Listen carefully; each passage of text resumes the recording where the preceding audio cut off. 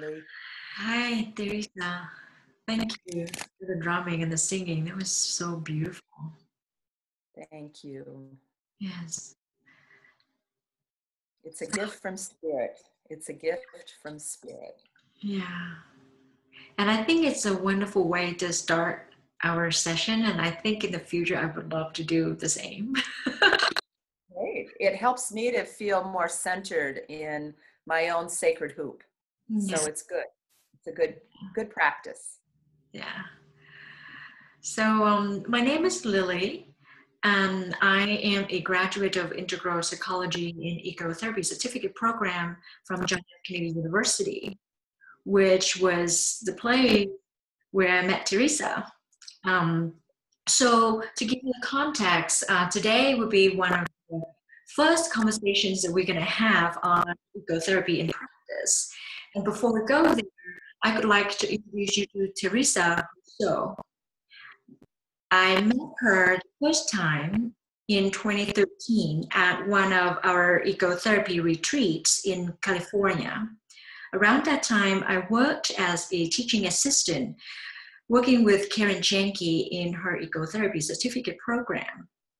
Mm-hmm. So the theme of that retreat was on reconnecting the human spirit and the earth. So we explored a variety of topics as well as practices from ancient to modern. And Teresa was there with us. She shared with us her wisdom in traditional practices, original cultures, the way she said it. And she also facilitated ritual based on the circle of life. So before we move further into our conversation, I would like all of us to hear more about Teresa and her work. So Teresa, please tell us how you become an eco-psychologist and how you weave all of the traditional practices into your practice. As a therapist, because I'm actually licensed as a marriage and family therapist. And it was probably maybe 3 years into my practice, mostly utilizing Jungian psychology and the journey of the soul through individuation and separation from our family of origin and the work of the unconscious working with dreams. And it came directly out of my own analysis, working with several incredible Jungian analysts who helped me to piece together the story of my own life and the healing journey that I was on. And I so believe that therapy, psychotherapy, is an important part of finding our life dream and our life purpose. However, the circle of life was a container, an archetypal container, as well as a process that indigenous people, earth-centered peoples, first peoples, there's lots of names that they're called, found through observation of the natural world a way of understanding their place in this great circle of life. And within the circle of life, all things are contained. All things are part of the way that the observations helped the people at that time understand the changing cycles, the changing seasons, the changing heavens, the stars. All of these aspects are interwoven in a waking dream that we share. And what Jung called, it was the collective unconscious that we share that sometimes will show up in our dreaming. And then there's the personal unconscious.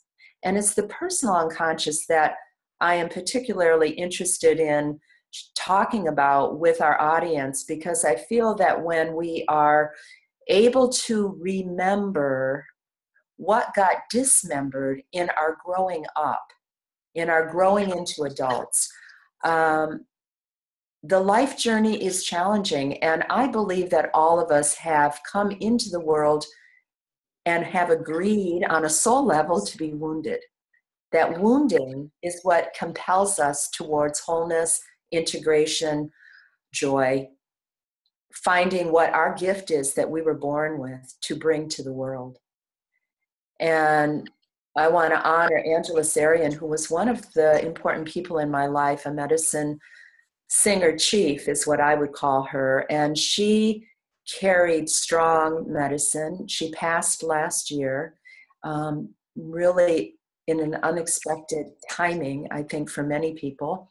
However, she carries such a strong gift to the world that continues to inform the way that I work, as well as I know many, many other people who are still in our physical bodies, in our physical form, in this temple body.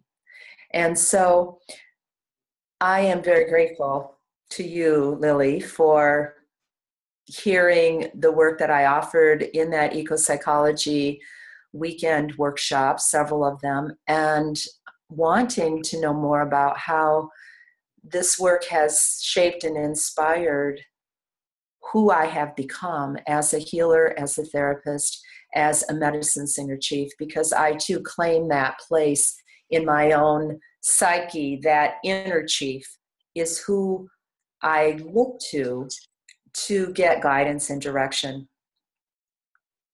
Yeah. It's quite a journey, this life.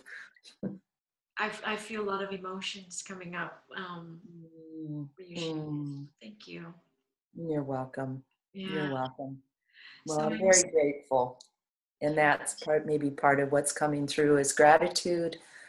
I believe is an important way that we open the gateways for grace to come into our lives. And that grace is for everyone. It's not just good people, bad people, happy people, sad people. Grace is something that we can invite and imbue our lives with through gratitude. That is the gateway that opens grace. Yeah.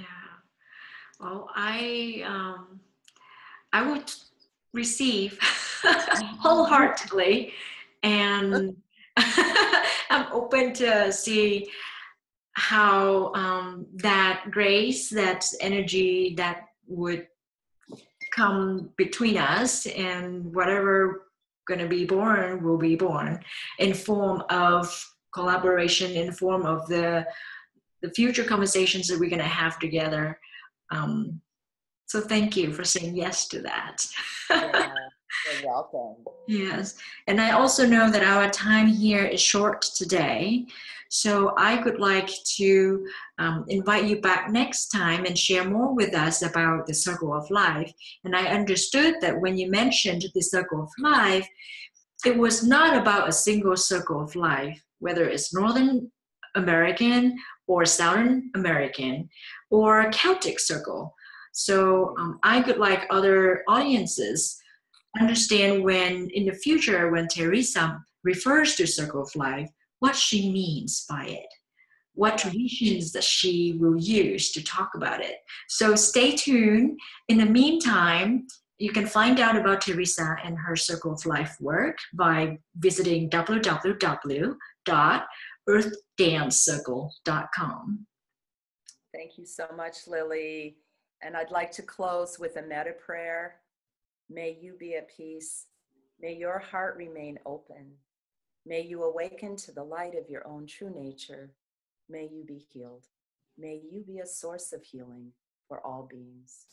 Aham Tathayasana. Until next time, walk in a sacred way, in the way of beauty and balance.